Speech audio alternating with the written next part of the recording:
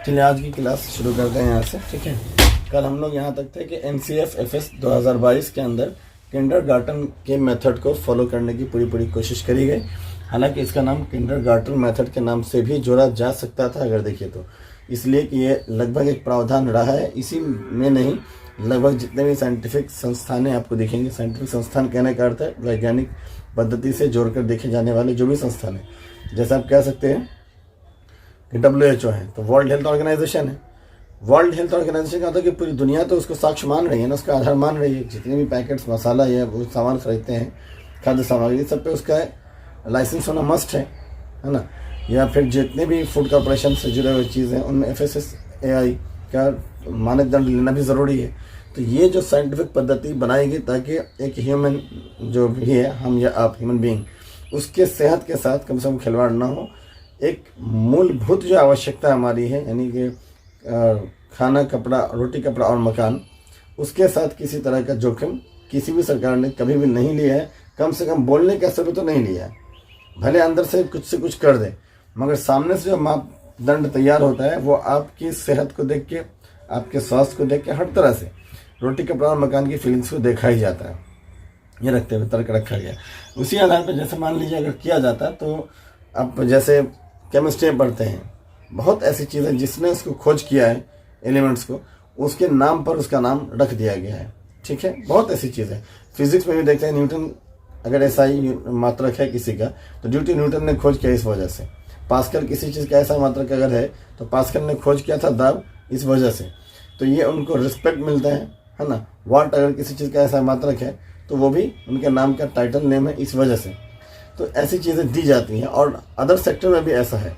तो ऐसा हो सकता था कि अगर NCF-FS वाला जो पार्ट है, फाउंडेशन स्टेज वाला जो पार्ट है नेशनल करिकुलम फ्रेमवर्क का, जो लागू करने को बोला गया कि ये NEP का फाउंडेशन स्टेज यानी 5 को लेकर चले, उसके बारे में चर्चा करें, तो उसमें हम बाल बारी नाम उसको दिया गया यहाँ पर कि 3 से लेकर 6 ईयर तक का जो नाम है वो बाल बारी नाम से जोड़ा गया है।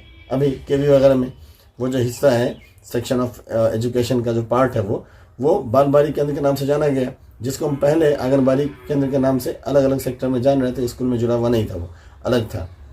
उसका हेड अलग होता था CDPO, इधर अलग हेड होता है BDO, है ना। तो 2 है। हालांकि BDO और CDPO का रैंक लगभग क्या होता है, एक ही होता है।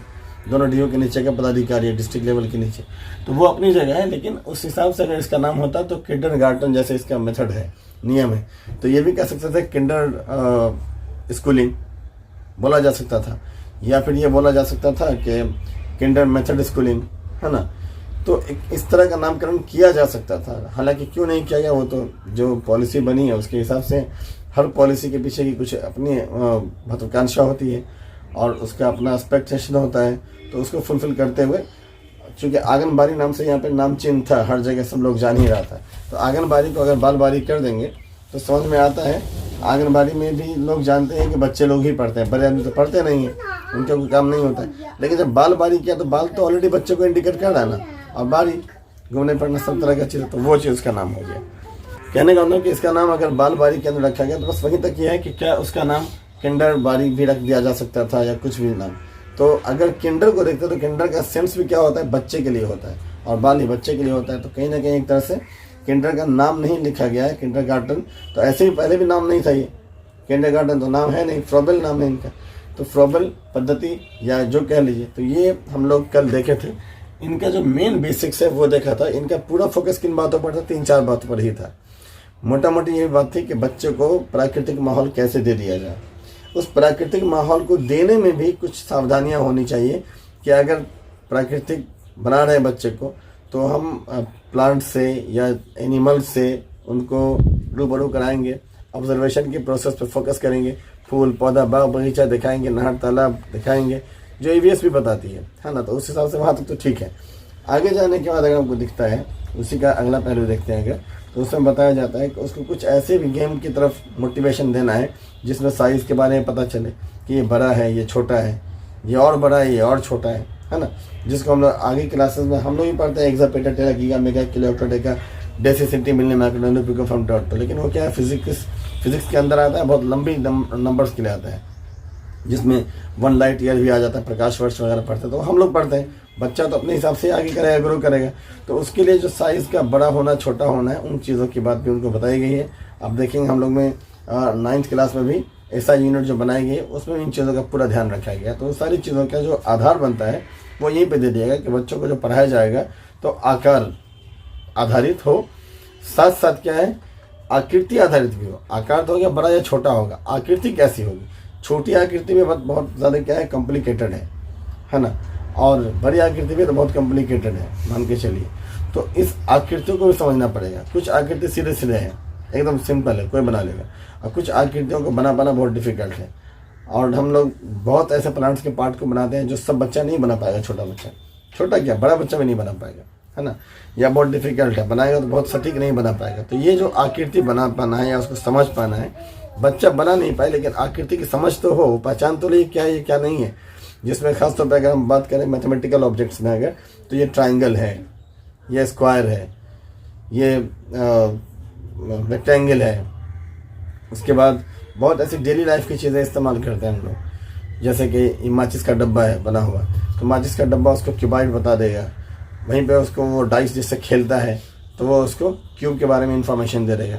तो इन सब तरह की जो नॉलेजेस उसके पास आएगी तो वो खेलता तो रहेगा लूडो, लेकिन उसको लगेगा, वो बोलेगा मामा ये क्या है, तो बोलेगा चूँकि डाइस जान रहा है तो बोलेगा इट इज़ डाइस, है कि नहीं, डाइस बोल देगा, वो पासा बोल देगा उसको। वहीं पे माचिस की डिब्बी अगर वो यूज़ कर रहा है या कोई ऐसा खिलौना यूज़ कर रहा है तो साथ साथ, या फिर मान के चलिए मक्खन का पैकेट ही आता है अमूल का, वो देखेगा तो कहेगा ये क्यूबाइड है ना। तो एक उसके स्ट्रक्चर को पहचानेगा। अगर वहीं पे वो माचिस का डब्बा भी देख रहा है, वहीं पे वो मक्खन का जो वो आता है अमूल का वो भी देख रहा है, तो ये कह सकता है कि माचिस का जो डब्बा है वो भी क्यूबाइड है और साथ में जो मक्खन का ये है वो भी क्यूबाइड है। लेकिन मक्खन वाला जो ये अमूल का ये है ये थोड़ा बड़ा साइज में है और माचिस थोड़ी छोटी साइज में है, इसीलिए वॉल्यूम इसका ज़्यादा बड़ा होगा। तो ये पहला तो आकृति को बता दिया कि कैसा है, तो क्यूबाइड है। अब आकृति के अलावा आकार बता देगा कि इसका वॉल्यूम बड़ा है और इसका वॉल्यूम छोटा है। ये डे बाय डे इंक्रीमेंट होता जाएगा। तो बच्चों को धीरे धीरे फिगर के जरिए से आइडेंटिफाइड करा देना है कि देखो ये छोटी चीज़ है, देखो ये बड़ी चीज़ है, देखो ये इस तरह की फिगर है, देखो ये उस तरह की फिगर है। एक डिफरेंस के बिना पे उन चीज़ों को जान सकेगा कंपेरेटिवली। ठीक है, ये सब बात किसने था जो हम लोग इसमें देखा। तो किंडरगार्टन मेथड के जरिए सब चीज़ों को हम पहले देख चुके थे, जिसमें मोटी मोटी बात थी कि 3 से लेकर के 6 क्लास तक का जो 3 से लेकर 6 साल तक का जो बच्चा है वो 0 क्लास काउंट होता है। उसको हम क्लास में नहीं, क्योंकि 1 के पहले क्या होता है, 0 ही होता है। तो आप भले उसको 3 साल में जहाँ डिस्ट्रीब्यूट करें, अभी जो प्राइवेट सेक्टर में जाइएगा तो प्ले स्कूल होता है, वहाँ पे बहुत ऐसे गार्जियन है वो कहते हैं प्ले स्कूल में बच्चा स्कूल क्यों जाएगा, घर पे रहे, ठीक है कोई दिक्कत नहीं, घर पे ही रहे वो, लेकिन घर पे उसको स्कूल वाला माहौल देने की कोशिश करनी चाहिए। एक ये ऑप्शन रखें। और स्कूल वाले क्या कहते हैं, चूँकि जब इसका कंसेप्ट आया था, जब आप इंक्लूसिव एजुकेशन पढ़ेंगे बीएड के कोर्स C10 में, उसमें इंक्लूसिव एजुकेशन के बारे में है। हालांकि वो बच्चे पर नहीं है, वो किंडरगार्टन मेथड के जरिए से किंडरगार्टन ने जिस बच्चों को फोकस किया उसके ऊपर फोकस नहीं किया गया। वहाँ कोर्स 10 की बात हम कर रहे हैं, वहाँ पे फोकस किया गया है कि अमेरिका वगैरह में 70s एंड 18s के बीच में, 17वीं शताब्दी और 18वीं शताब्दी के बीच का लंबा चौड़ा ये है। उस पर हम कहें तो एकदम अलग टॉपिक हो जाएगा, उस पर चर्चा नहीं करेंगे, बिल्कुल नहीं करेंगे। बस इस तरह की चीज़ वहाँ थी। वहाँ क्या था कि वहाँ पर जो भी अपाहिज, जिसको हम लोग बोलते हैं, अपाहिज क्या है, हैंडीकैप्ड किसी भी तरह का हो, आपको आई से नहीं क्लियर दिख रहा है तो भी आप अपाहिज के श्रेणी में आ गया, हैंडीकैप्ड की श्रेणी में। हाथी काम नहीं कर रहा तब भी, टांग काम नहीं कर रहा तब भी, अगर कुछ भी एक stage damage of your parts of the body, then है ना, हम हैंडीकैप्ड की श्रेणी में आ जाते हैं। तो वहाँ क्या था कि उनके साथ बहुत ही ज़्यादा अन्याय होता था। ये पूरे यूरोप की बात कर रहे हैं, पूरे वेस्टर्न कंट्रीज़ की बात कर रहे हैं, 18th और 17th सेंचुरी के बीच की बात। तो हर जगह सोशल एक्टिविस्ट जो होते हैं वो थोड़ा एक्टिव होते हैं, तो उधर के लोग भी एक्टिव हुए। उसका फ़ायदा ये मिला कि करीब 1770 और 80 के आसपास में, ये 7th और 8th डिकेड्स की बात है, within the 17th and 18th century. Exactly date हम नहीं बोल रहे हैं, वो तो कोई किसने कब कौन सा मूवमेंट किया उस हिसाब से बात करना होगा। ये उस बीच का एरा था, टाइमिंग था, जिसमें उनके साथ होने वाले अन्याय पे बहुत तेज़ी में अंकुश लगाया गया। और उसके बाद वो चीज़ें वहाँ से स्विच करके इंडिया की तरफ। तो इंडिया में मोरल वाले लोग ज़्यादा हैं, नैतिकता वाले लोग ज़्यादा हैं, बहुत ज़्यादा शुरू से। तो इन लोगों ने उसको और ज़्यादा किया। जो खासतौर पे आज़ादी के बाद भारत में जब अपना कॉन्स्टिट्यूशन बना, जैसे तैसे ही बन गया, जो भी इतिहास रहा हो, है ना, सब जान रहे हैं। लेकिन जो टाइमिंग लगी उसके बाद ये हुआ कि इस चीज़ों पे और ज़्यादा फोकस किया गया कि जो ब्लाइंड बच्चे हैं तो उनके लिए जैसे ब्रेन लिपि है उसको लागू कैसे करते हैं, या जैसे ब्लाइंड स्कूल्स है, आप देखेंगे वो आपका पुअर होम में स्कूल है, वो क्या है, उस स्कूल के पहले, बालिका स्कूल के पहले, गर्ल्स स्कूल के पहले ठीक एक स्कूल है, वो अंधों की स्कूल है, ब्लाइंड। तो वहाँ पे उसका स्पेशल केयर है, उनका दरवाज़ा अंदर के साइड से है, एक बाहर के साइड से भी है, ठीक है। लेकिन और उसके गेट्स पे भी देखेंगे स्पेशल सारी चीज़ सिस्टम बनी हुई है। इवन उसे पढ़ाने वाले टीचर्स को भी स्पेशल बीएड किया होगा उन्होंने, तभी वो पढ़ा रहे होंगे, सीधी बात है। या कोई भी और भी कोर्स किया होगा तो स्पेशल किया होगा, वो नॉर्मल जो हम लोग किया वो नहीं किया होगा। उनके लिए बहुत ऐसी चीज़ें हैं जिसका इस्तेमाल वो लोग करते हैं। कॉमन में एक दो एग्जाम्पल तो हम लोग भी दे सकते हैं ऐसे, लेकिन जो स्पेशल ट्रेंड है वो ज़्यादा बेहतर उसके आने बात करेगा, ठीक है ना।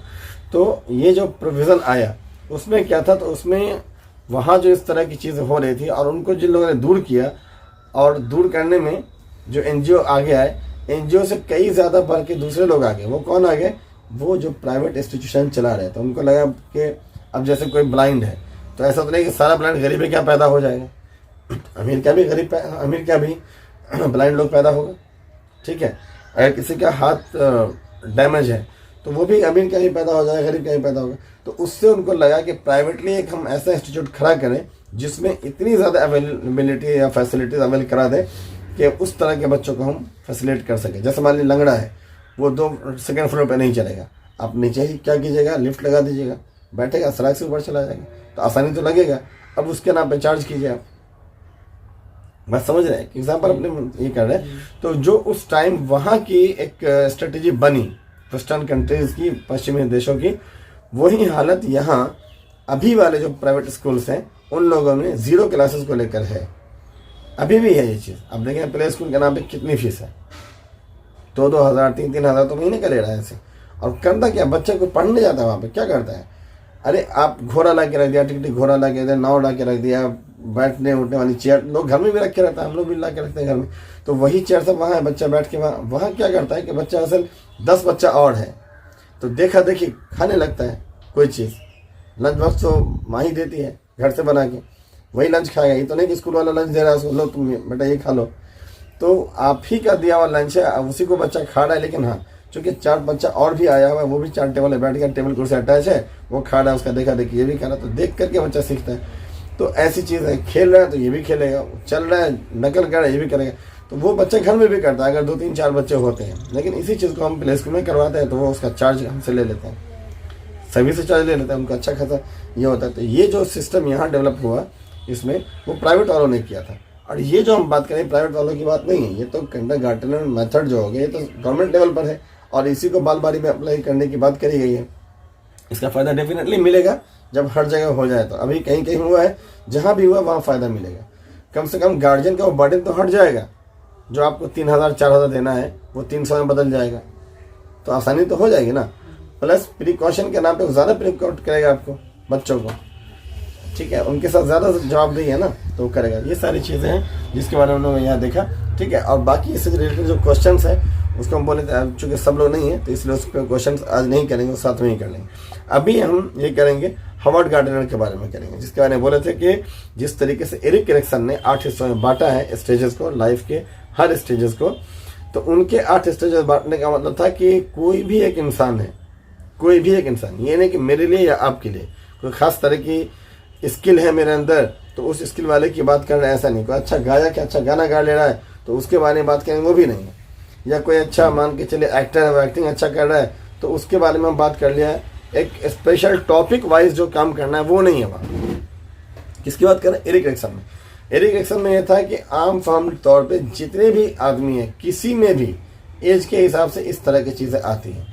वो जिस बच्चों को विश्वास बना विश्वास में देखते हैं वो आपके एज का होगा, आपके घर का होगा, मेरे यहाँ भी उसी एज का, मेरे घर का होगा, और किसी भी इंसान का उस एज का बच्चा होगा जो 0 से लेकर 18 मंथ तक में आता होगा, 1.5 साल में आता होगा, उनके लिए बात करते हैं, ठीक है। तो उसी के बाद अगला ऐसे जब 3 साल तक की बात करते हैं तो वो भी सबके घर के लिए, सारे तरह के बच्चों के लिए बात करते हैं, ठीक है। तो वो सिमिलर सारे बच्चों के लिए, सारे घरों के लिए, सारे तरह के बच्चों की जो सोच है वो ये दिखाती है कि बच्चा दुविधा में डूबा हुआ है। वो सोचता है मैं क्या करूं, मैं क्या ना करूं, इस कन्फ्यूजन के बीच वो बच्चा डेवलप कर रहा है। और ये टिल द लाइफ इंडेड, जब तक कि लाइफ ख़त्म नहीं होती तब तक बनी रहती है। ये शुरू तो हो गई थी शुरू में पैदा होने के साथ, और ख़त्म हुई जाने के बाद ये समस्या बनी रहती है। आखिरी स्टेज का जो आदमी होता है, जो 65 प्लस में चला जाता है, उसकी बात भी वो कर रहे हैं, उसकी बात भी कर रहे हैं कि वो भी क्या होता है, सफल असफल के बीच अपने आप को देखता है, हम सफल हुए कि नहीं। मतलब इंसान कभी सेटिस्फाइड नहीं हो सकता है, ये बात तो क्लियर हो गई इससे, उनकी थ्योरी से, एरिक एरिक्सन की थ्योरी से। वहाँ पे इन्होंने भी 8 हिस्से में बांटा, गार्डनर ने। तब हॉवर्ड गार्डनर ने जो बांटा है, ठीक है, उसने जो 8 हिस्से में बांटा, उसका क्या एस्पेक्ट सबके लिए था? नहीं, वो सबके लिए नहीं था। कह सकते हैं सबके लिए था, लेकिन जैसे मान लीजिए आप म्यूजिशियन हैं, हम क्या है, Avinash is a good singer, singer है आप अच्छे, तो आप तो गाना ही गाइएगा ना, अच्छे सिंगर है तो। आप अगर सिंगर है तो क्या गाइएगा? गाना गाइएगा।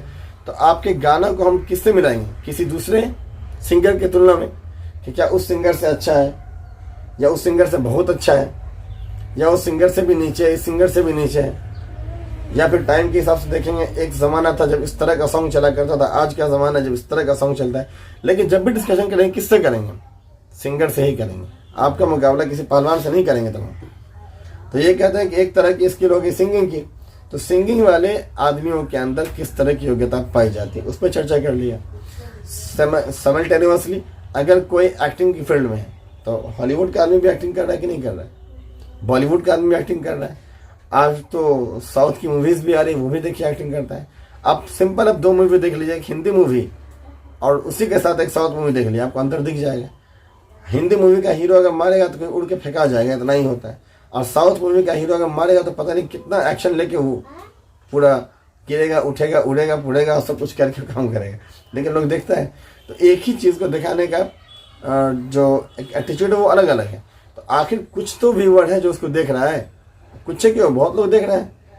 सब कुछ के बाद भी कौन नहीं जानता है कि एक बार मारेगा और जमीन धंस जाएगी, अंदर तक चला जाएगा। ऐसा हो सकता है, पॉसिबल है। जेसीबी से नहीं होगा एक बार में, वो आदमी करके घुसा देता है एक के बार में धक्का। लेकिन हम जानते हैं, लेकिन क्या एंटरटेनमेंट हम मान के चलते हैं, तो हम देख लेते हैं, सिंपल सा लॉजिक है। तो वहाँ पे क्या होगा, एक्टिंग वाले लोगों की एक तरह की सोच होगी, है ना, उसी में कुछ ज़्यादा हो जाएगा, कुछ कम हो जाएगा। हॉलीवुड में देखेंगे इतना ज़्यादा कहीं मास्टर ब्लास्टर पावर नहीं दिखाता है वो, उसका पावर नेचुरल जैसा लगता है। गिरा तो चोट लगी, हीरो को भी चोट लगी, विलन को भी चोट लगी। मरना है तो हीरो ही मर जाएगा, और मरना है तो विलन ही मर जाएगा। यहाँ तो हीरो पहाड़ से भी गिरा तो खड़ा ही रहेगा, नीचे तक टेढ़ा भी नहीं होगा, वो खड़ा खड़ा देखता। तो ये डिफरेंस है, वो रहेगा, उससे बहुत बड़ा अंतर नहीं। लेकिन बात इस बात पे नहीं करेंगे कि डिफरेंस क्या है, वो तो एक अलग सेक्टर हो जाएगा। हमको देखना होगा कि जो उस फील्ड के काम करने वाले लोग हैं उनमें किस तरह की प्रतिभा होगी, उनमें लुक ज़रूरी होगा। कैसा भी एक्टर हो, लुकिंग पे पूरा फोकस करेगा। वो एक्टिंग करना है, कैमरे के सामने आना है, मीडिया के सामने आना है, तो मस्ट है वो पहले अपना गेटअप सेटअप देखेगा पूरी तरह से। दूसरा, कॉस्ट्यूम को देखेगा, आप कौन सी मूवी बना रहे हैं, किस टाइप की मूवी है, किस एरा को दिखा रहे हैं। आप दिखा रहे हैं आदिवासी काल को, अब आप कोट पैंट टाई पहना के खड़ा कर दीजिए, हो जाएगा? कैसे खड़ा हो जाए भाई? उस टाइम कोट पैंट टाई तो था ही नहीं। तो एक हिस्ट्री से जोड़ के उसको दिखाएगा। अब जब हिस्ट्री से जोड़ के दिखा दे, ये डायरेक्टर करेगा। लेकिन एक्टर क्या करेगा? अगर आदिवासी बोले हैं तो आदिवासी जैसा रोल भी तो करवाएंगे आपसे ना। और आज का लेटेस्ट कोई ऑफिसर बना है तो आज वाला भी डायलॉग आपको करना होगा। तो उसमें क्या है कि एक ऐसा व्यक्ति होगा जो किसी भी एक किरदार को प्ले करने में महारत हासिल रखता हो, ऐसी स्किल हो कि एक देहाती बनना है तो बूचा बन के दिखा दे, ऑफिसर बनना है तो एकदम पोज में आके दिखा दे। अगर ये कला नहीं है तो वो हीरो में चला जाएगा, कभी नहीं जाएगा वो। तो ये बात हो गई कि स्किल कैसी है, ये किसी एक एज से रिलेटेड नहीं है, ठीक है। अगर एज से रिलेटेड होता तो अमिताभ बच्चन तो जितने बॉलीवुड में एक्टर एक्ट्रेसेस हैं सबसे लगभग एजेड में उन्हीं का नाम आता है आज के डेट में फिलहाल। लेकिन अभी तक बने हुए वो, आज भी कोई ना कोई मूवी का वो एक्टिंग उनका चल ही रहा होगा। अभी भी ऐड तो खैर आता ही रहता है, वो भी रंग बिरंगा ऐड आता है, एक ही ऐड को चेंज करके नया नया चेंजमेंट। लेकिन जो ऑलरेडी आज के यंगस्टर हैं उनका उतना ऐड नहीं आ रहा है। कुछ एक एक्टर को छोड़ दें अगर तो उनका आता है, रेस्ट ऑफ डेट उनका नहीं आ रहा है। तो जो जितना अपने आपको फिजिकली फिट रखे हुआ है और मार्केट को लग रहा है कि ये बंदा प्रेजेंट करेगा तो इसका फ़ायदा हो, तो उसी को ना देगा आपको या किसी और को, या हमको क्यों किसी को दे देगा। उसके साथ मार्केटिंग कंसेप्ट है। तो दो बड़ी बात सामने आ जाती है। एक एरिक एरिक्सन का जो 8 हिस्सों में डिवीज़न है वो इस बिना पे डिवीज़न किया हुआ है कि किसी भी इंसान के लिए वो बात कर रहे हैं कि सभी के अंदर ये सारे स्टेज आते हैं। This is the difference. वो जो बात कर रहे हैं हर एक व्यक्ति के लिए कर रहे हैं, कोई विशिष्ट व्यक्ति की बात नहीं कर रहे हैं। जिस भी अवस्था की बात करें, 8 अवस्था है ना वहां पे, 8 की 8 अवस्था जो 0 डे से शुरू होकर के टिल ग्रेवयार्ड तक चला जाए, कब्र तक चला जाए, वहां तक 8 जो अवस्था आती है वो हर घर के हर बच्चे के लिए आ जाती है। सिंपल लॉजिक है। यहाँ जो आती है, यहाँ भी आपका जो योग्यता है लेकिन पर्सनलाइज आती है कि ये इस टाइप की एक्टिविटी करने वाला बंदा है तो इसमें ये योग्यता होगी, वो उस टाइप का काम करने वाला वो योग्यता होगी। टीचर्स की योग्यता है तो अलग टाइप की होगी, नेता की योग्यता है वो अलग टाइप की होगी, इसके एक्टर की है तो वो अलग टाइप की होगी, सिंगर की है तो वो अलग टाइप की होगी, है कि नहीं। दुकानदार टाइप का आदमी है तो वो अलग तरह का होगा, है कि नहीं। तो जितने जिस तरह काम करने वाले हैं उनके हिसाब से उन्होंने उसका एक मूड बना दिया है।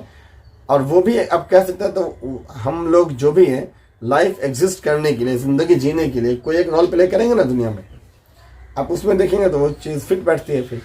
तो इनका अलग है, स्किल बेस्ड उन्होंने डिवाइड किया है, जबकि इसके पहले एरिक एरिक्सन ने स्किल बेस्ड नहीं किया है। हर आदमी के अंदर ये सारी स्किल को देखते हुए हर एज वाइज इसको डिस्ट्रीब्यूशन कर दिया। तो करने का तर्क एक ही हुआ कि मतलब इस्टेब्लिश किया है, जो अंतर वो क्लियर है, सबको माना गया। इन्होंने क्या क्या किया वो हम करेंगे, उसके बारे में चर्चा करेंगे। लिखिएगा इसके बारे में सबसे पहले कि गार्डनर जो थे उनका जो सिद्धांत है वो मल्टी इंटेलिजेंस के ऊपर आधारित है। किस पर है? बहुबुद्धि। बुद्धि एक ऐसा कंसेप्ट रहा है जिसको लेके शुरू से बहस चली है हमेशा, और बुद्धि को हमेशा लोगों ने वैल्यूएट भी किया है, मानदान भी दिया गया उसका।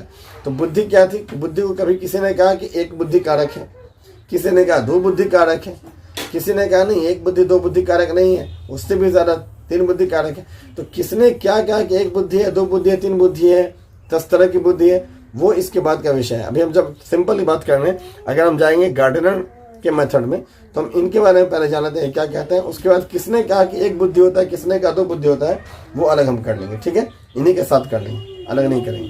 तो सबसे पहले हम लिखेंगे इसमें कि हावर्ड गार्डनर का सिद्धांत, हेडिंग डाल देंगे। उसमें लिखेंगे हावर्ड गार्डनर ने मल्टीपल इंटेलिजेंस पर काम किया है। मल्टीपल इंटेलिजेंस पर काम किया है। मल्टीपल इंटेलिजेंस बोलने का अर्थ क्या हो गया? बहुबुद्धि पर काम किया है। इस सिद्धांत में गार्डनर ने विभिन्न वैज्ञानिक विषयों पर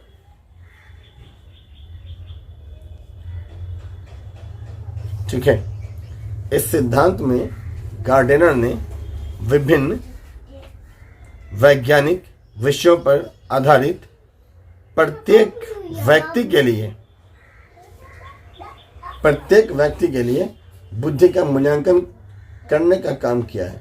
बुद्धि का मूल्यांकन करने का काम किया है।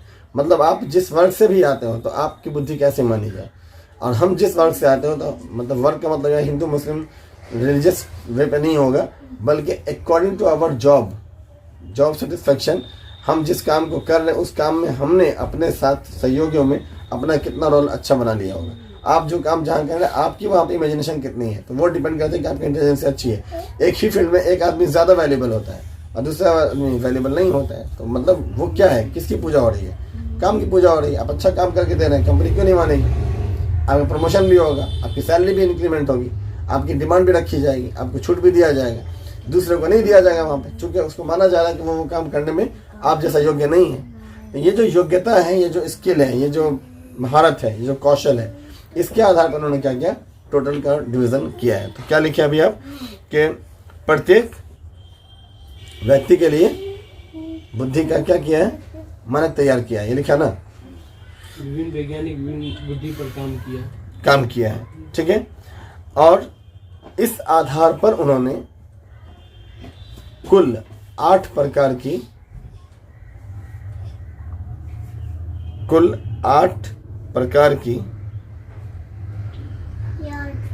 एक श्रृंखला तैयार की है। अब श्रृंखला कहने का नहीं है कि श्रृंखला क्या होता है, एक है उसके बाद दूसरा उसका तीसरा, वो नहीं। ये श्रृंखला वैसा नहीं हुआ, सब अलग अलग है। 8 सीरीज हो गया, ये इस तरह का, ये इस तरह का, ये इस तरह का, सब अलग प्रकार है। 8 है लेकिन एक सीरीज में बना दिया सबको। देखो इस तरह का लोग हुआ तो ये पहचान होगी और ये काम करेगा। तो आप काम देख के पहचान लीजिए या योग्यता देख के पहचान लीजिए, आप जैसे पहचान लीजिए। उनके अंदर उस तरह की एबिलिटी है। कई लोग एक काम कर लेते हैं, सक्सेसफुल नहीं होते हैं, तो फिर उनको लोग जजमेंट करता है कि भाई आपको ये काम नहीं करना चाहिए था, आप गलत डायरेक्शन में चले गए, आप ये काम करते ज़्यादा अच्छा होता है ना। और कई लोग ऐसे भी हैं जिनके पास ऊपर वाले ने बहुत पैसा दिया है, तो वो अपने एक फील्ड में तो काम कर ही रहे हैं, लेकिन दूसरे सेक्टर में भी चले गए।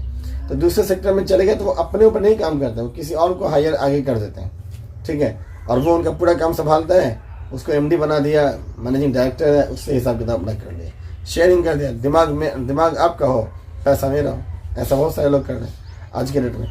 तो आप हर तरह की बुद्धि को डिस्क्राइब करने के लिए इन्हीं के यहाँ जाएंगे, मतलब गार्डनर के यहाँ जाना पड़ेगा। लिखेंगे आगे इसमें 8 तरह का जो इन्होंने बुद्धि को बांट दिया, लिख लिया, ठीक है। अतः multiple intelligence theory, multiple intelligence theory के नाम से भी गार्डनर की थ्योरी को जाना जाता है, गार्डनर के सिद्धांत को जाना जाता है। इसके नीचे जो लिखा है मल्टीपल इंटेलिजेंस थ्योरी, उसके नीचे लाइन कर लीजिएगा, अंडरलाइन कर लीजिएगा। हिंदी में लिखना होगा तो बहुबुद्धि का सिद्धांत, क्या बोलेंगे इसको हम, बहुबुद्धि। बहु प्लुरल के लिए होता है, एक से ज्यादा के लिए होता है, that's why it is to be called. बहुबुद्धि के सिद्धांत के नाम से भी जाना जाता है हावर्ड गार्डनर के सिद्धांत को ही, ठीक है। गार्डनर ने अपने सिद्धांत में एक रूपरेखा तैयार की है। रूपरेखा, गार्डनर ने अपने सिद्धांत में एक रूपरेखा तैयार की है, रूपरेखा तैयार की है, जो कि आनुवांशिकी या फिर अनुभव के आधार पर तैयार की गई है। जो कि आनुवांशिकी, हेरिडेटरी जिसको बोलते हैं, आनुवांशिक हेरिडेटरी हो गया, यानी पेरेंट्स से जो चीज़ आई हुई है, करते हुए आ रहे थे तो उसका असर हमारे अंदर भी होगा, हम भी करेंगे उस काम को इस तरीके से। जो कि आनुवांशिकी यानी हेरिडेटरी हो गया, या अनुभव, अनुभव का मतलब एक्सपीरियंस है ना, के आधार पर तैयार की गई है। इसके अनुसार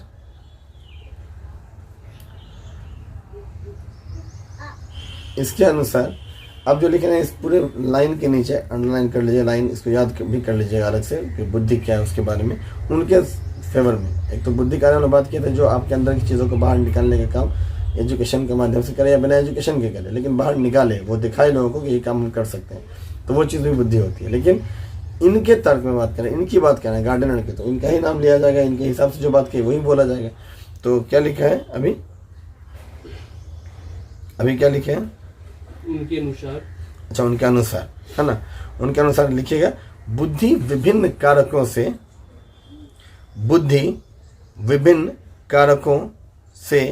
मिलकर बनती है, विभिन्न कारकों से मिलकर बनती है। अतः सभी अलग अलग कारकों के अनुसार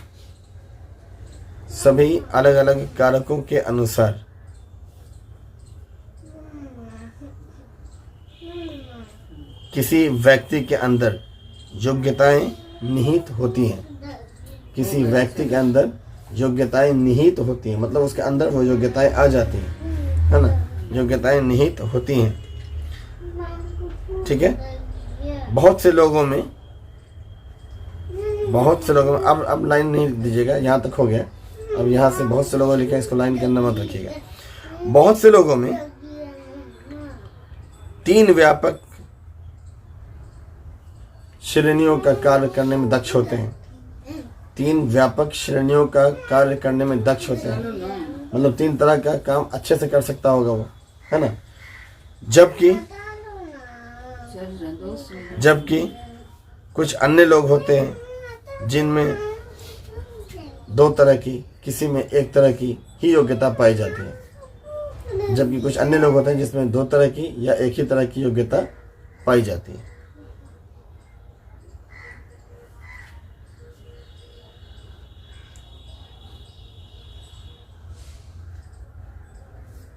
ठीक है।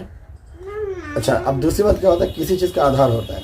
अगर आपसे ये सवाल कर दे, जैसे हम सवाल किया था कि प्याजे का आधार क्या था, अगर यही सवाल क्यों करते कि गार्डनर तो बोल दिया, ठीक है मान लेंगे, गार्डनर बोला, किस आधार पे बोला भाई? उसके इस बात को मानने के पीछे या सिद्धांत को प्रतिपादित करने के पीछे या इस नियम को क्रियान्वित करने के पीछे, सक्रिय बनाने के पीछे कुछ तो आधार रहा होगा, कोई तो ठोस आधार होगा जिसने उसके माइंड को कहा होगा नहीं सोचो कुछ, करो कुछ, ऐसा है कुछ।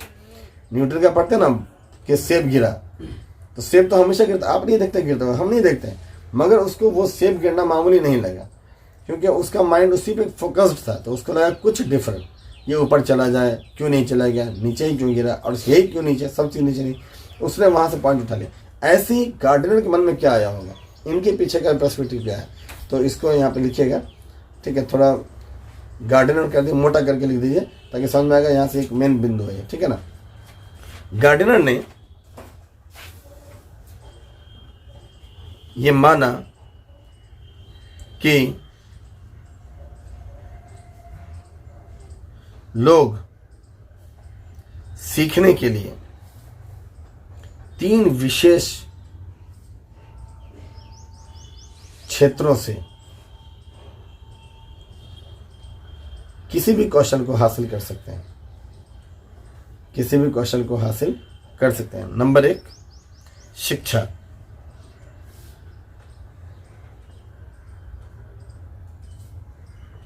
शिक्षा। तो शिक्षा वो जो हम पढ़ रहे हैं, वो आप पढ़ रहे हैं, वो नहीं। शिक्षा लिख दिया पहले। शिक्षा क्या होता है? जो आपके अंदर की चीज़ को बाहर निकालती, पहले ही बोले, याद होगा। तो शिक्षा के साथ डैश दे दीजिएगा और इस शिक्षा को इंडिकेट करेंगे खास जगह पर। बहुत सारी चीज़ है, लेकिन कौन सी शिक्षा की बात कर रहे हैं, शिक्षा में ही आएगा, इसलिए पहले शिक्षा लिखा है। सीधा हम शिक्षा नहीं लिखा है, दूसरा वर्ड लिखा देते, लेकिन नहीं, शिक्षा लिखा है और उसी शिक्षा के साथ 2 नहीं लिखेगा, डैश दे करके इसी शिक्षा का एक पार्ट की बात कर रहे हैं। कौन सा? तो लिखिएगा दृश्य शिक्षा। दृश्य शिक्षा मतलब कौन सा पार्ट? जो देख करके आता है। आप कोई चीज़ देखते हैं तो मानिएगा ना, देख के बहुत सारी चीज़ को मानते हैं और देख के बहुत सारी चीज़ को सीखते भी हैं।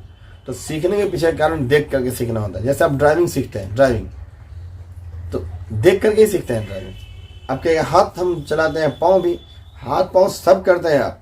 कार चलती है अपनी जगह, बाइक जो भी, आप किसी को देखते हैं चलाते, कोई ड्राइवर होता है वो इंडिकेट करता है। तैरना कोई सिखा रहा है आपको, आप देखते हैं वो कैसे हाथ उठा रहा है, कैसे पाँव मार रहा है, नहीं देखते हैं।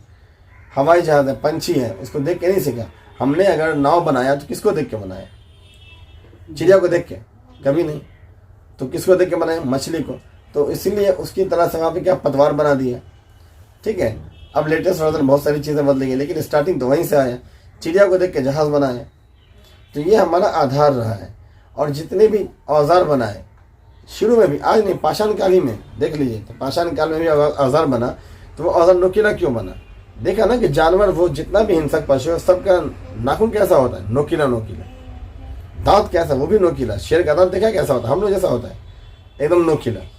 इवन सांप का दांत देखिए, सांप का दांत जो गरा देता है वो बॉडी के अंदर, वो कैसा होता है? एकदम नोकीला होता है। तो ये तो क्लियर है कि नोकीली चीज़ ही करेगी। काठी हम बनाते हैं, कैसा बनाते हैं? नोकीला बनाते हैं। बिना नोकीला कोई चीज़ जा सकता है अंदर? नहीं जाएगा। तो ये देख के सीखा हमने बहुत सारी चीज़ों को। तो पहला पॉइंट उनका था कि सब चीज़ इंसान जो सीखता है वो देख करके सीखता है। अब आप ड्राइविंग में लाइक करना है तो ड्राइविंग को देख के सीख लीजिएगा। कोई खाना बनाने को लाइक कर रहा है तो खाना बनाने को देखेगा, वो सीख लेगा। वो समझ रहे हैं? फील्ड आप चूज कीजिए अपना कौन है, लेकिन सीखने का आधार होगा कि देख करके ही सीखते हैं बहुत चीज़ों को। बच्चे जितना कुछ करता है कैसे करता है? देख करके ही करता है ना, लगभग काम देख करके सीखता है वो, ठीक है। पढ़ के तो करता है नहीं, पढ़ता है कब? जब बड़ा हो जाता है। पहले देख के सीखा, बाद में पढ़ के। तो उनका आधार, पहला आधार था कि देख करके सीखी जाने वाली जो शिक्षा है वो आधार है, नंबर 1।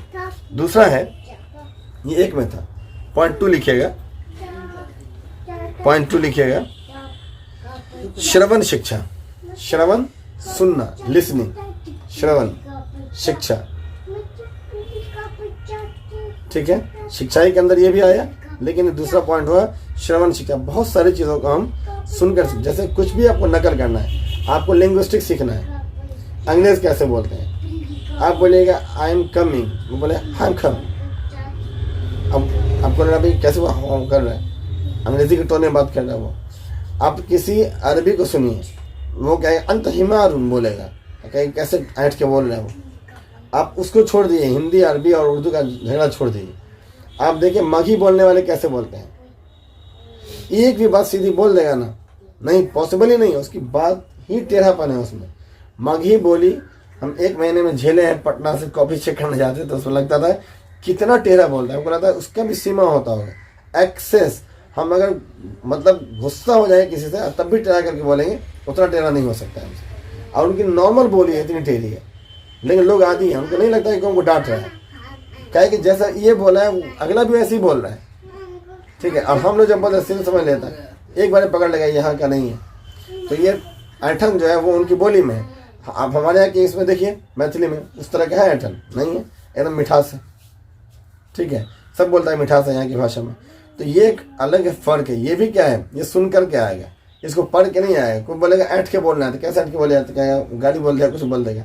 ये वो बोल के दिखाएगा ऐसे ऐठ हो तभी ऐठेगा ना, कहाँ पे ऐठना है, हर बात को ऐठिए देंगे क्या? तब तो शब्द गलत हो जाएगा।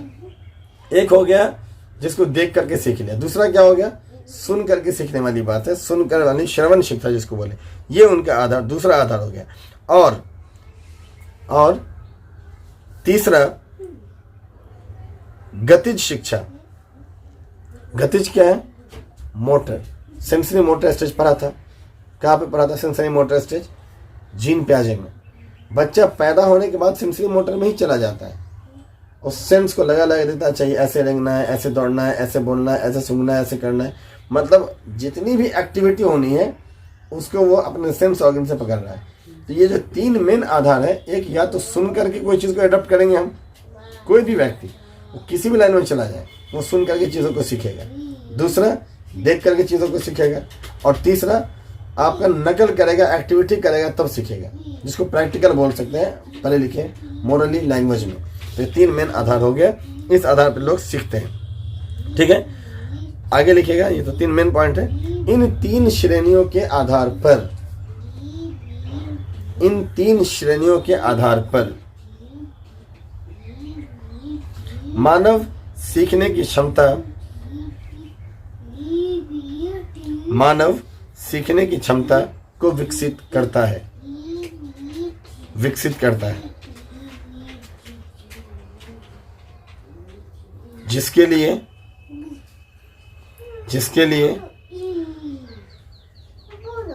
उसकी आनुवांशिकी और वातावरण, उसकी आनुवांशिकी समझ रहे, हेरिडेटरी, और दूसरा वातावरण जहाँ पे वो रहता है, उसका जो क्लाइमेट है, जो सोसाइटी है उसके बीच।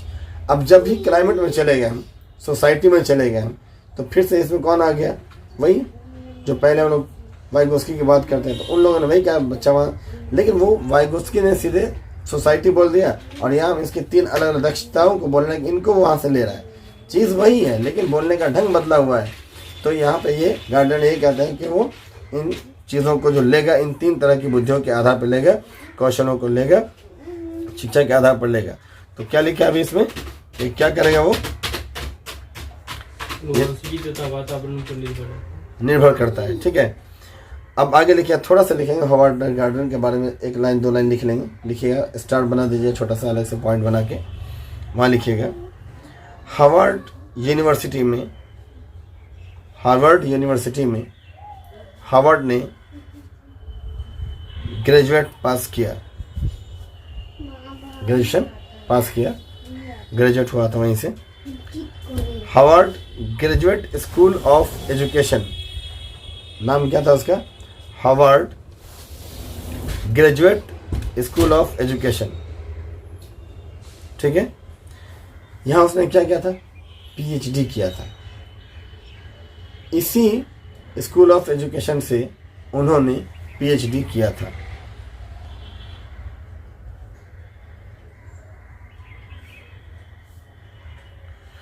ठीक है,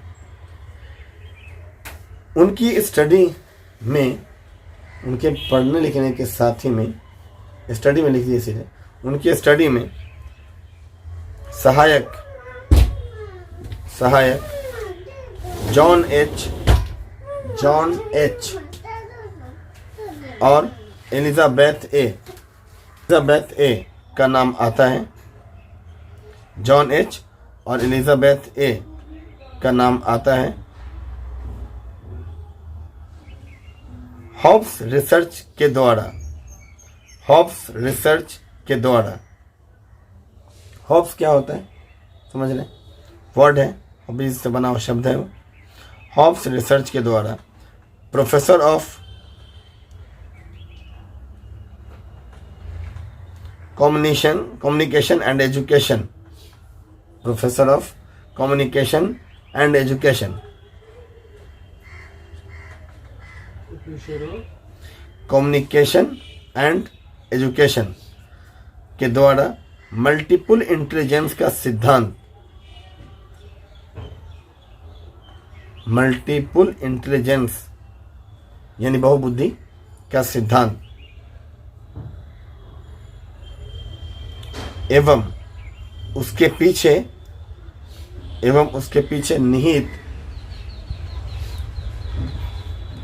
पीछे निहित मानसिक कार्य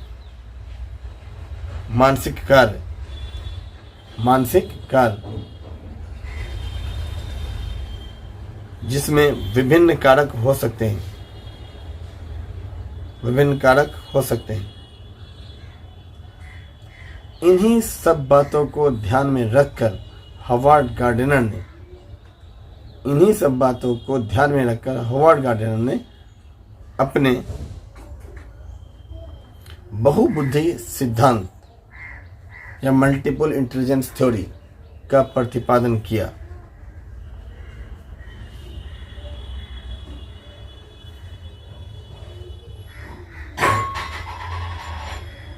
ठीक है, उनके अनुसार बुद्धि को स्पष्ट रूप से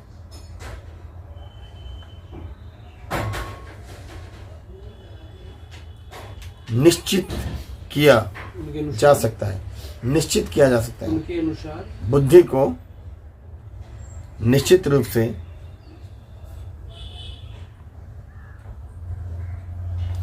परिक्रमण संक्रियाओं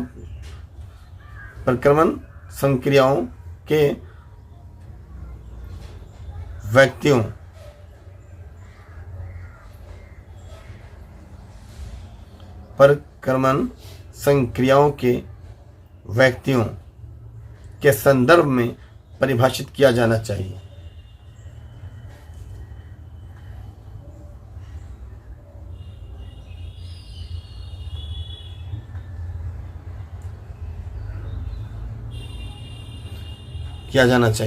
इस तरह से क्या उन्होंने किया, मतलब कुल कहने का ये था। अभी और इसमें लंबा चौड़ा होगा, अभी और इसमें सारे 8 जो क्लासिफिकेशन है सबकी पहचान क्या होगी और किस तरह के सिम्टम उसे पाए जाएंगे, वो किस तरह का बिहेवियर शो करेगा, ये सब इसके अंदर आएगा। लेकिन जो बातें इसमें अभी तक नहीं करके आई सामने, वो यही कि कोई भी व्यक्ति अगर सीखता है, अब तक में जो हम समझ पा रहे हैं हॉवर्ड गार्डनर से, कि किसी भी व्यक्ति के सीखने का आधार 3 चीज़ पे होता है। हम देखते आप एक आदमी को रात दिन देखते हैं। जैसे मान के चलिए आप किसी भी एक रीजन से आते हो, आप दूसरे रीजन, तीसरे रीजन, 4 रीजन, इंडिया कहा जाता है मिनी इंडिया, दिल्ली को कहा जाता है। दिल्ली छोटा है ना, मिनी इंडिया कहते हैं ना उसको, इसलिए कि पूरे इंडिया के लोग वहाँ रहते हैं। तो जब पूरे इंडिया के लोग वहाँ रहते हैं तो सबका अपना कल्चर है, वो वहाँ दिखेगा। तो कोई आदमी अगर पूरे दिल्ली पे रिसर्च कर रहा हो तो सिर्फ दिल्ली वालों के बारे में जानेगा वो नहीं। अगर वहाँ मणिपुर के लोग रहते हैं तो कुछ तो मणिपुरी चीज़ को जानेगा, वो रह रहा है दिल्ली में, मणिपुर के बारे में जान लेगा। बिहारी वहाँ पे रहते हैं, उनके बारे में जान लेगा। JNU में कोई चला जाएगा यूनिवर्सिटी में पढ़ने के लिए, वहाँ रिसर्च करेगा और उसको अपना फोकस करना होगा, तो वहाँ पे उसको सारे लोग मिलेंगे, मणिपुर के लोग मिलेंगे, यूपी के लोग मिलेंगे, बिहार के लोग मिलेंगे, पता नहीं कहाँ कहाँ के। तो सबके साथ रहने का अनुभव उनका एक ही होगा या अलग होगा। सबके टेस्ट ऑफ हाइजीनिक, मतलब कैसा साफ़ सुथरा कोई खाना पीना है नहीं है। उसके अलावा फ्लेवरिंग, किसको किस तरह, कोई चॉकलेट फ्लेवर पसंद करता है तो कोई दूसरे फ्लेवर को पसंद करेगा, कोई तीखा खाना पसंद करता है तो कोई मीठा को पसंद करेगा, है कि नहीं। कुछ अलग अलग तरह के स्पेशल और डिलीशियस डिशेस को फोकस करेगा। दुकानदार होने के नाते कोई सारी चीज़ को बना लेगा। तो अब बना लेना एक बात है और खाना दूसरी बात है। आप बनवाते हो, आपका होटल हो, आप सारा खाना बनवाते हो, आपके पास साउथ इंडियन के लोग आते हैं या नॉर्थ इंडिया के लोग आते हैं, तो आप खाना बनवाएंगे उनके अनुसार। किसी एक का पसंद तो नहीं बनाएंगे, आपको सबका पसंद का ध्यान रखना होगा। लेकिन खाने वाली पसंद क्या होगी, कोई एक ही ना होगी आपकी चॉइस, आप सब चीज़ खा लेंगे, नहीं होगा। तो ये जो डिफरेंस है वो देख करके सीखा जा सकता है, कौन क्या खाता है नहीं खाता है। उसके लिए बहुत ज़्यादा पढ़ने की जरूरत नहीं, किताब खोल के देखने की जरूरत नहीं है। अब साउथ इंडियन को जानना, 4 साउथ इंडियन रहता होगा बगल में, आप देख रहे हैं उसको डेली। तो ये 4 साउथ इंडियन पूरे साउथ इंडिया को रिप्रेजेंट नहीं करेगा, हम भी मानते हैं, आप भी मानेंगे। पूरे साउथ इंडिया को रिप्रेजेंट करने के लिए 4 साउथ इंडियन नहीं काफ़ी है, ठीक है। क्योंकि 4 आदमी का कुछ और फ्लेवर हो सकता है, उसकी कुछ और हेरिडेटरी हो सकती है, उसके मम्मी पापा की पसंद कुछ और हो सकती है, कोई किसी और जगह से आया होगा, कहीं और बस गया होगा, उसको एडप्ट करते करते ये सारी चीज़ एडप्ट नहीं किया होगा, ये फ़र्क हो सकता है। जिस क्रिश्चियंस की हम बात करते हैं, मदर टेरेसा क्रिश्चियन नहीं थी क्या? उनके कॉस्ट्यूम देख लीजिए, अभी के जो क्रिश्चियंस हैं उनके कॉस्ट्यूम देख लीजिए, क्या सिमिलर है? नहीं है। तो कुछ आपस में भी चीज़ें होंगी जो आपके इन्वायरमेंट से क्रिएट होगी, सोशलिक भी होगी, कुछ बिहेवियरिस्टिक भी होगी, जो फादर से मदर से आया है, लोगों से आया है, जहाँ रहते आए हैं उनसे आया है, मगर साथ में कुछ ऐसी चीज़ ज़रूर होगी जो हेरिडिटी से आया होगा। जैसे ब्लड तो आपका पेरेंट्स से ही आया हुआ है, उसका असर तो होगा ना। या बचपन से जहाँ पे रहे, हम देखा है एक तरह के माहौल को, उसका इम्पैक्ट मेरे ऊपर पड़ेगा ना कुछ। हम पूरी तरह से नहीं ढल जाएंगे उसमें, या बहुत हद तक कंट्रोल कर लेंगे, ठीक है। MTI प्रॉब्लम करके कई जगह इंटरव्यू में सवाल आता है। MTI क्या होता है? ये बहुत हाई लेवल, बड़े बड़े प्राइवेट सेक्टर में जो बड़ी बड़ी जॉब है वहाँ पे जब जाते हैं, आप पूरी फेज में निकल गए, हर जगह टेस्ट हुआ, PT हुआ, मेन सब जगह निकल गए, एकदम हेवी सैलरी मिलने वाली, सब कुछ ठीक है, आप फंस गए। छाटा कहाँ पे? तो कहता है MTI प्रॉब्लम। आपके सर MTI क्या हो गया?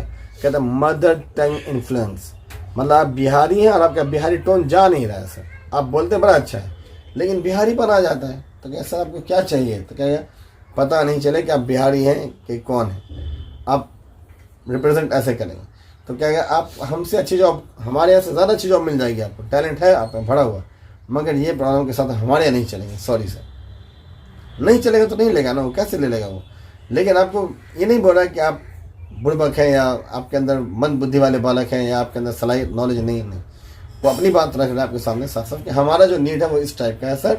हम पूरे वर्ल्ड वाइड, हमारी कंपनी MNCs है, हम कभी एक जगह आपको रोकेंगे नहीं। आप कभी अमेरिका में होंगे तो कभी इंडिया में होंगे तो कभी साउथ अफ्रीका में होंगे, तो आपका एक ऐसा टर्न होना चाहिए जो बिहारी का टर्न तो कम से कम नहीं हो। तो किसका टर्न हो? यूपी वाले टर्न हो? बिल्कुल नहीं, किसी एक रीजनल इफेक्ट का साथ नहीं हो। तो आपको उस तरीके का माहौल चाहिए, सीधी सी बात है। तो ये कहाँ से आएगा? ये बाय बर्थ आ जाएगा क्या? नहीं, ये बाय बर्थ नहीं आएगा। ये कहाँ से आएगा? इन्वायरमेंटल आएगा, जहाँ पे रहते हैं वहाँ से आएगा। लेकिन साथ साथ कुछ आदत होगी। जैसे आप देखो, जब भी पापा उठते हैं तो कैसे करते हैं, बचपन से उनको फॉलो करते हुए आए। अब आप 25-30 साल के जवान हो गए, आप सोचेंगे कि वो जो बचपन में था पापा की एक्टिविटी थे, सारी चीज़ वो करने का वो सब खत्म हो जाए। नहीं होगा, वो कैसे खत्म हो जाएगा? जो 30 साल में सीखा है वो 30 दिन में खत्म होने वाला है, 30 महीने में भी नहीं हुआ खत्म। हाँ, आप मिनिमाइज कर लीजिएगा, मानते हैं मिनिमाइज हो सकता है। आप मतलब आप बहुत पूजा करते आए, ऐसे घर में पैदा हुए जहाँ उठते साथ ही पूजा होती है, सोते तक पूजा होती है, तो वो असर नहीं होगा आपके ऊपर, एकदम होगा, होना भी चाहिए, ठीक है। बचपन से देखें, हेरिडेटरी में शामिल हो जाएगा वो।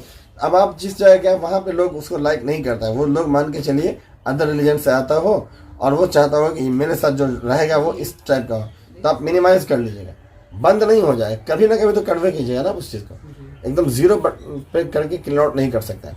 तो ये दो चीज़ों पे इनकी बात हो जाती है कि हेरिडेटरी अफेक्ट करेगी डेफिनेटली, इन्वायरमेंट भी अफेक्ट करेगा, डेफिनेटली करेगा, और परमानेंटली ये चीज़ होगी। लेकिन इस बीच जो भी चीज़ सीखेंगे हम, जिसमें जो चीज़ अच्छा लगा उससे एडाप्टेशन करेंगे हम, मगर या तो देख कर करेंगे या तो सुन कर करेंगे, या देख या सुन, इन दोनों के अलावा क्या होगा, एक और चीज़ लिखा, वो उनकी एक्टिविटी को जानकर करेंगे, उनकी एक्टिविटी क्या है। अब मान लीजिए सब कहता है पूजा करना चाहिए, हम भी कहते हैं, सब कहता है पूजा करना चाहिए, पूजा करना कैसे चाहिए? तो हमारे यहाँ क्या नमाज पढ़ने का सिस्टम है, आपके यहाँ थाली में चीज़ें होती हैं, क्या क्या रखा जाता है, वो तो हम भी रखते हैं कि आप इस तरीके से थाली में सारी सामग्री होती है, लेकिन क्या होती है हम बता सकते हैं? नहीं बता सकते, ठीक है। नमाज आप देखते हैं हम झुक के पढ़ते हैं, हाथ बांधते हैं, झुकते हैं, सजदे में जाते हैं, वो जानते हैं, लेकिन उसमें क्या पढ़ते हैं आप बता सकते हैं?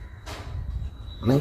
कौन सी नमाज किस वक्त पढ़ी जाती है आप देखते हैं 5 टाइम पढ़ा जाता है अजान, ये सब अजान का क्या क्या टाइमिंग है वो बता सकते हैं, ये सब ऑटोमेटिकली आ जाएगी। इसके लिए बहुत पढ़ने की जरूरत नहीं है, क्योंकि जो जिस सोसाइटी में रहा ना, देख देख के जवान हुआ है, बचपन से लेके बुढ़ापे तक, जवानी तक वही चीज़ देखा है, तो भूल कैसे जाएगा?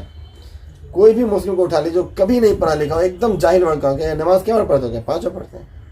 मुस्लिम के आप बता दीजिए 5 नमाज पढ़ते हैं, क्या कोई ऐसा दिन है जो सब जगह एक जगह जाते हो क्या? हाँ, जुमा के दिन सब जाता है, आप भी बता देंगे। तो ये जो बेसिक्स चीज़ें हैं, ये डिफरेंस होगा, उन चीज़ों को लेकर के हम चलेंगे, ठीक है।